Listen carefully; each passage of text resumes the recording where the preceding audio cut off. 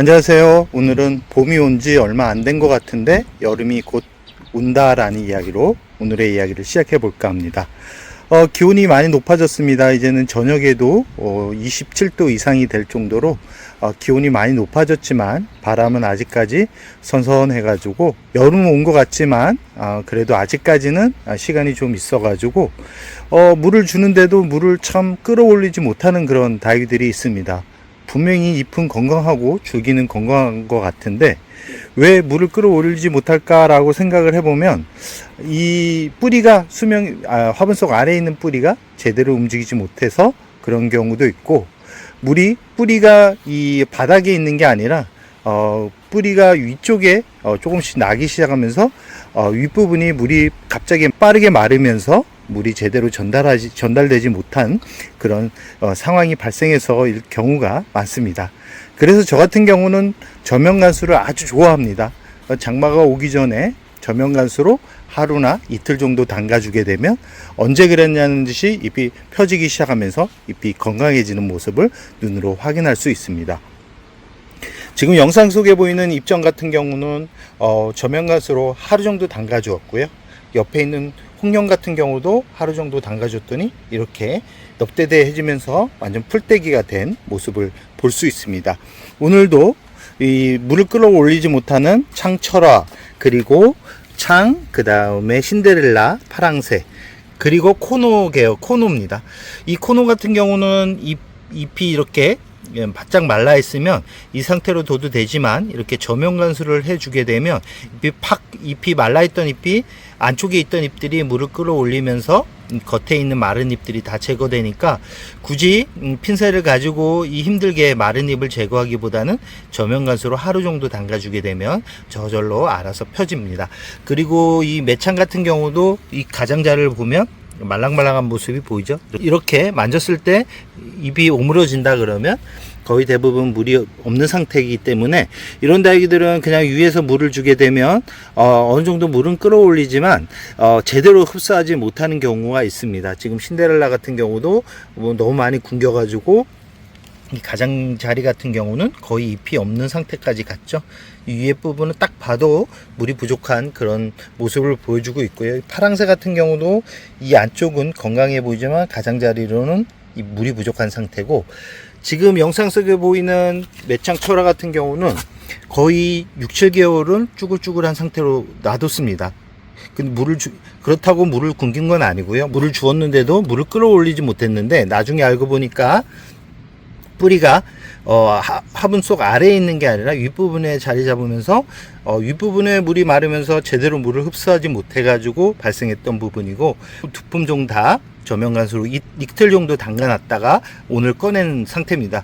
어느 정도 잎이 펴진 상태인데 이렇게 잎이 펴져 가고 있는 상태에서 바로 강한 햇살에 내몰면 뿌리가 더위에 녹아내릴 수 있기 때문에 그늘에 놓고 어느 정도 잎이 길쭉하게 성장을 했다 그러면 그때 강한 햇살에 내놓아도 되는데, 이 상태로 가을까지 저는 놓을 예정입니다. 그리고 지금 저면간수로 하루 정도 담가 놓고 이 신데렐라 같은 경우는 잎이 펴져 가고 있는 상태고요. 이 잎꽂이 같은 경우도 잎이 어느 정도 펴져 가고 있는 상태입니다. 그리고 이 매창철화 같은 경우도 저면간수로 거의 이틀 정도 담가놨다가 꺼냈더니 이렇게 잎이 건강하게 근 부분이 제대로 나오고 있습니다. 이 매창 같은 경우는 분갈이 용토 사박토에 분갈이 하고 나서 저면간수로 대략 하루 정도 담가놓은 상태에서 이렇게 건강하게 성장하고 있는 모습을 볼 수 있죠. 지금 샴페인 같은 경우도 저면간수로 하루 정도 담가놨습니다. 담가놓고 이렇게 건강하게 잎이 쭉쭉 펴지고 있는 모습을 이렇게 눈으로 확인할 수 있죠. 이 매창철화 같은 경우는 물을 수시로 줬습니다. 물을 수시로 줬는데 그때는 이 하엽이 있어가지고 이 뿌리가 위쪽까지 있는지 몰랐습니다. 잎을 제거하고 나니까 이렇게 뿌리가 위쪽 부분에서 나오고 있는 모습을 볼 수 있죠. 그러니 물을 주면 이 화분 속 아래에 있는 뿌리가 제대로 움직이지 못하는데 이 윗부분이 제대로 움직일 수 없겠죠. 이런 상태에서 저면간수로 물이 이 정도까지 차할 때까지 지금 손 수평으로 봤을 때 한 이 정도까지 물이 올라올 정도로 담가주게 되면 대략 한 이틀 정도만 담가주면 되는데, 어떤 분들은 겁을 내서 이렇게 담가주면 얘네들이 과습으로 떠나지 않을까 걱정하는 분들이 있는데, 절대 걱정하지 않아도 된다라는 말씀을 드리고 싶습니다. 지금 아도데스 같은 경우도 잎을 보면 아시겠지만 잎이 많이 말라 있죠. 이 상태로 윗부분에 물을 줘봐야 이 기온이 높아지는 여름에는 바짝 마릅니다. 뿌리까지 전달하는 시간보다 불이 마르는 시간이 더 빠르기 때문에 이 상태로 저 같은 경우는 이틀 정도 담가줄 예정이고요. 처음 다육이를 키우는 분들은 다육이가 물을 싫어한다라고 여기 말씀하시는 분들이 있는데, 다육이가 물을 엄청나게 좋아합니다. 물을 좋아하는데 뿌리 상태에 따라서 물주기를 해야지만 이 다육이들이 건강하게 키운다라는 것을 좀 알 필요성은 있습니다.